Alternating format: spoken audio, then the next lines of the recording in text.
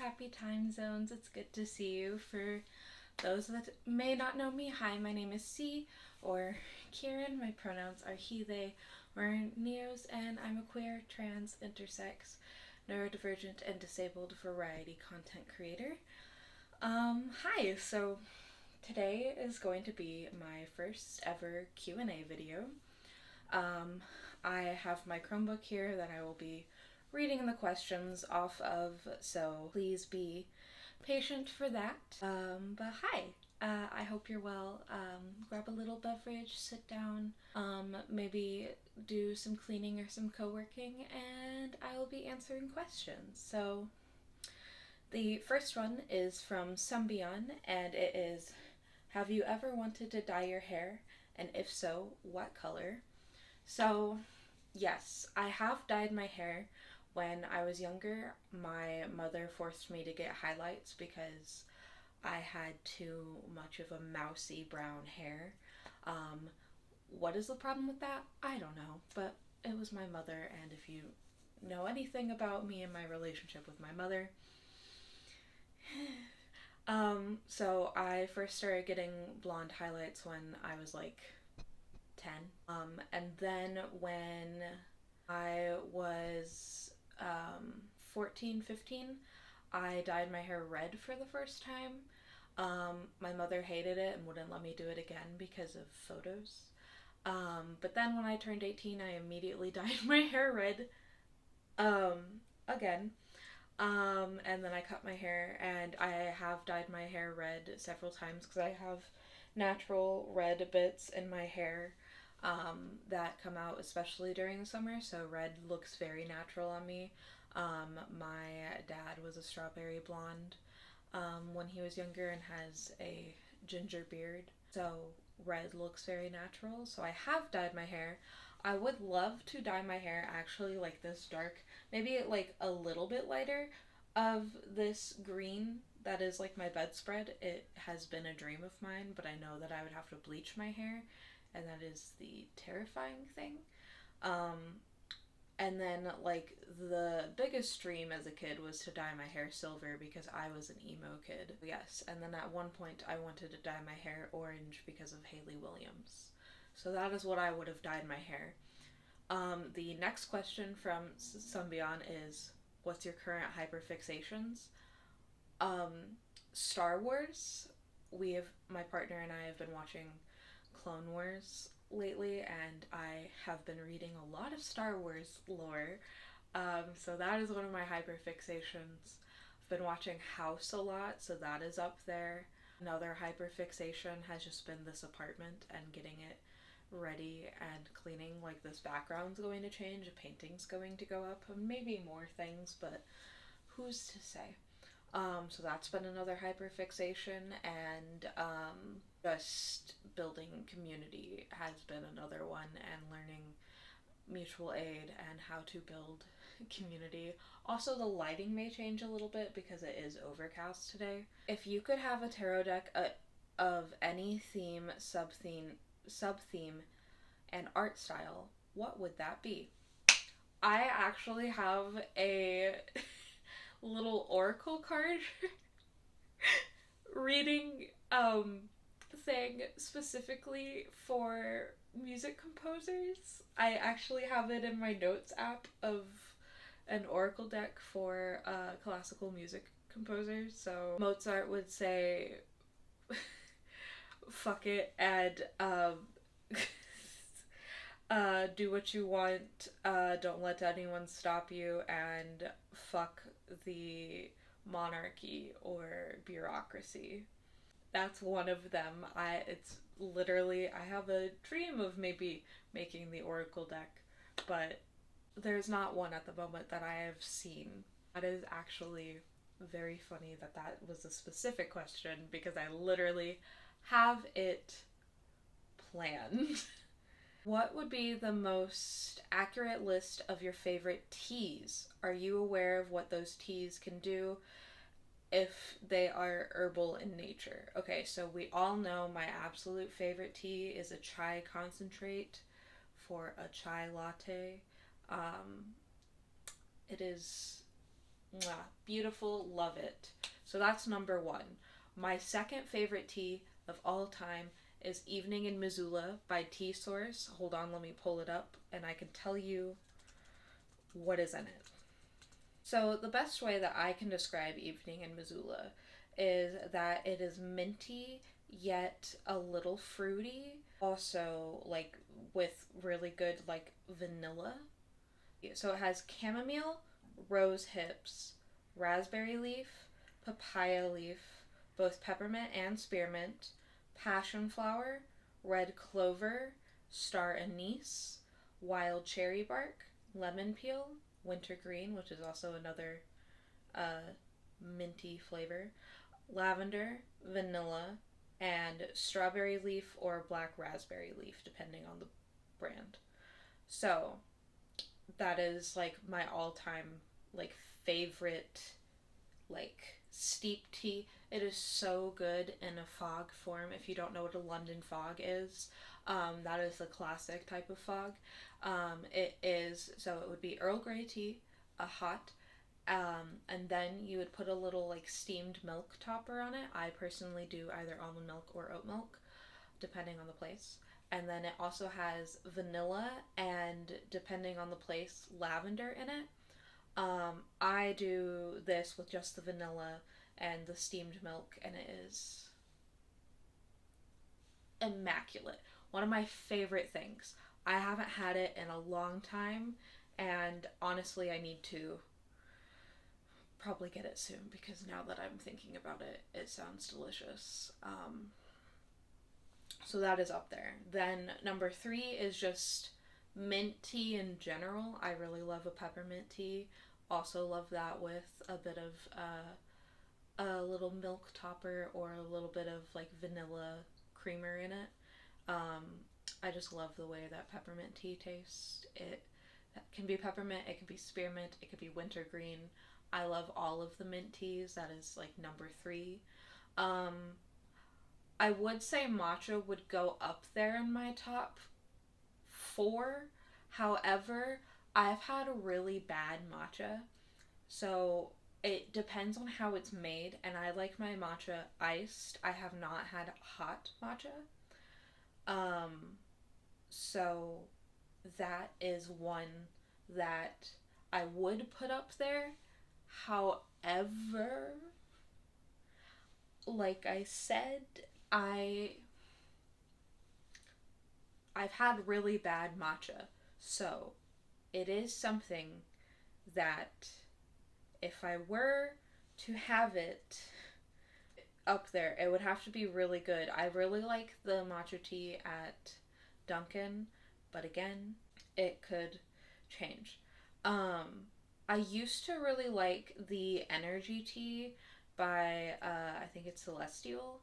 That used to be one of my favorites, but I don't know if they changed their recipe, but it doesn't taste the same to me. I haven't had it in a while, but the last time I had it, it didn't taste the same.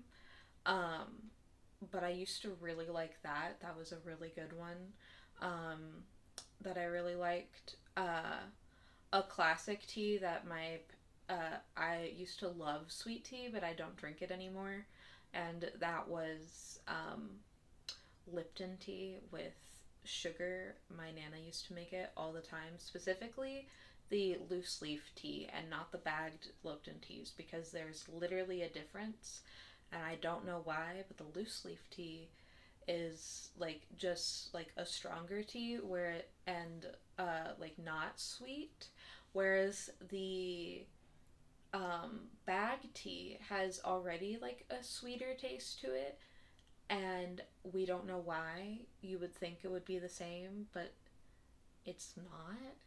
So there's that. So that's my top five. And then matcha would go up here. And then, am I aware of some of the benefits? So I know peppermint, depending on the person, can either make you sleepy or can make you like more awake. It's really good for your tummy. It has like all of those little good bacterias for your tummy and vitamins. Um, and I know it's good for your brain. That I know for peppermint. And then spearmint's usually the same thing.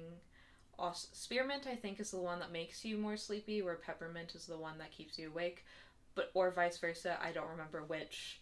Um, then if I do drink chamomile tea, um, I don't like strong chamomile things. Chamomile like really soothes you. It's also good for your digestive system.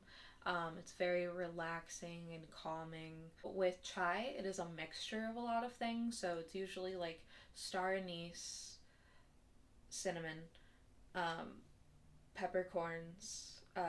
Yes, pepper like black pepper, but not in its powder form. It's the actual peppercorns. Um, what is it called? What is it called? Um, Cardamom. Uh, there's many things in it. Then there's black tea, obviously, and then it also like depends on like the place making the tea. Um, there's a lot of things. So like star anise, it's a very strong thing. Like I don't know if you ever smelled anise extract, but it's very strong even in its like usual form. That one's a good one also for your tummy, but in like regards to instead of like just overall good for your digestive system that I know of for like peppermint and mint teas, I think this one is the one. Star anise helps nausea. I just know that I drink chai. It is very caffeinated usually. It is very delicious. For me, with the caffeine, it really helps me with my POTS.